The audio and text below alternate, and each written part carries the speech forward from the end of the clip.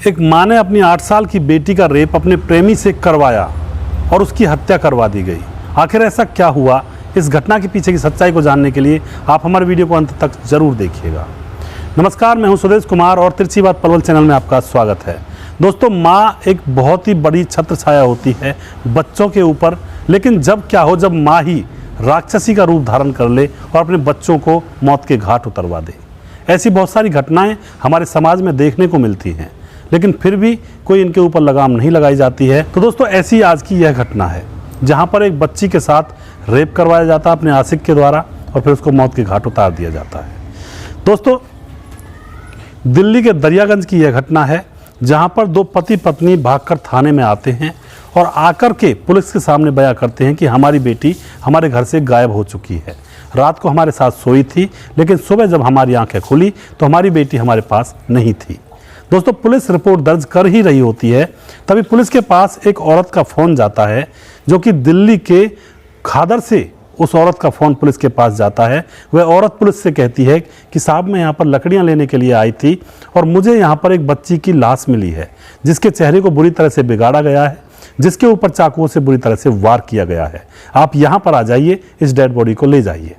Police दोस्तों खादर में पहुँचती है, वहाँ जाकर उस लड़की की डेड बॉडी को देखती है तो पुलिस भी थोड़ी सी विचलित हो जाती है, क्योंकि उसके मुंह को बुरी तरह से बिगाड़ा गया था और चाकुओं से उसके शरीर पर बुरी तरह से वार किए गए थे। अब उन दोनों माँ बाप को वह पुलिस उसके पास ले जाती है और पहचान करवाती है, कहीं यह तुम्हारी बेटी तो नहीं है। दोनों माँ बाप एकदम से उसे देखकर रोने लगते हैं और कहते हैं, साहब यही तो हमारी बेटी है, किसने इसको मार दिया, इसके साथ किसकी दुश्मनी थी। पुलिस अब मामले की छानबीन में जुट जाती है। वैसा तो कोई क्लू नहीं मिलता है, लेकिन पुलिस वहाँ के सीसीटीवी कैमरों को खंगालती है तो पता चलता है कि एक व्यक्ति बोरे के अंदर कुछ लेकर वहाँ पर आता है और फिर बोरे को वहाँ पर डालकर वहाँ से जाता हुआ पुलिस को प्रतीत होता है। पुलिस उसका फ़ोटो ले लेती है और उस फोटो को जगह जगह दिखाती है, तो लोग उस फोटो को देखकर तुरंत पहचान जाते हैं और पुलिस के सामने कहते हैं कि साहब, यह तो रिजवान कसाई है, इसकी दुकान यहीं पर है। अब पुलिस सीधा रिजवान कसाई के घर जाती है और उसको अरेस्ट कर लेती है और उससे डायरेक्ट यही सवाल करती है, तुमने उस बच्ची को क्यों मारा। तो दोस्तों, रिजवान कसाई कहता है कि मैंने मारा तो है उस बच्ची को, लेकिन इसकी माँ के कहने पर मारा है। अब पुलिस कहती है, पूरी घटना हमें विस्तार से बताओ। रिजवान कसाई कहता है कि मैं खादर के अंदर शराब वगैरह पीने के लिए चला जाया करता था, तभी वहाँ पर नेहा नाम की यह औरत, जिसकी यह लड़की है, लड़की की जो माँ है जिसकी उम्र 27 साल है, यह वहाँ से गुजर रही थी। मेरी नज़रें इसके ऊपर टिक जाती हैं और फिर मैं इसके पास जाता हूँ, मैं इससे हंसकर बात करता हूँ तो यह भी मेरी तरफ मुस्कुरा जाती है। उसके बाद हम दोनों एक दूसरे का नंबर लेते हैं और हम फ़ोन पर अब घंटों घंटों तक बातें किया करते हैं।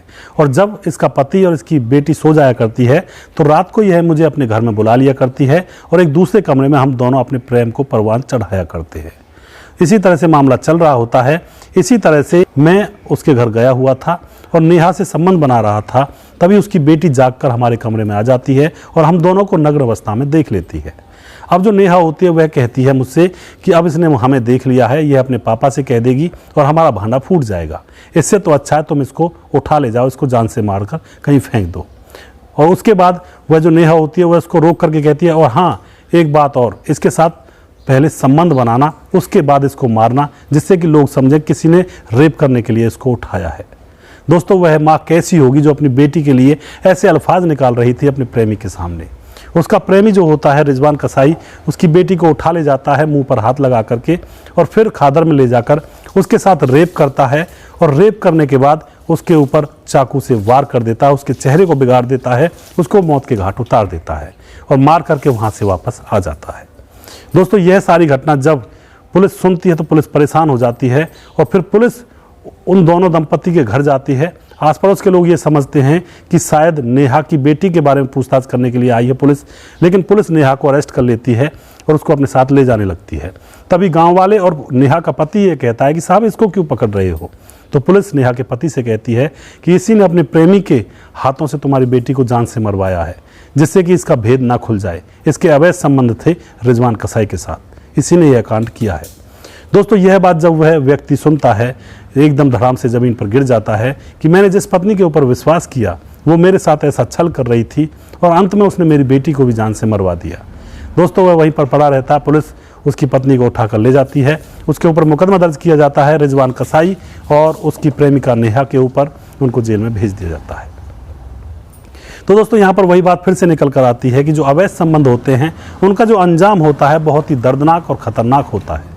हो सकता है 2 साल पता ना चले किसी को, हो सकता है 4 साल तक कुछ ना हो, 10 साल तक कुछ ना हो, लेकिन अंततः इसका अंजाम वही भयानक होता है जिसकी आप कल्पना भी नहीं कर सकते हैं। तो कभी भी अवैध संबंधों में ना रहें, अपने अपने घर वालों को धोखा कभी भी ना दें, क्योंकि जो हवस होती है इसमें इंसान अंधा हो जाता है और ऐसे ऐसे कृत्य कर जाता है जो उसको करने नहीं चाहिए, जिनको वह होश में रहते हुए तो कतई भी नहीं कर सकता है। तो दोस्तों हवस इतनी बुरी चीज़ होती है जिसने बहुत सारे परिवारों को उजाड़ दिया, तिनके की भांति बिखेर दिया। दोस्तों अगर आपको हमारे वीडियोज़ अच्छे लगते हैं तो इनको शेयर जरूर कर दिया करें, हम आपके बहुत बहुत आभारी रहेंगे।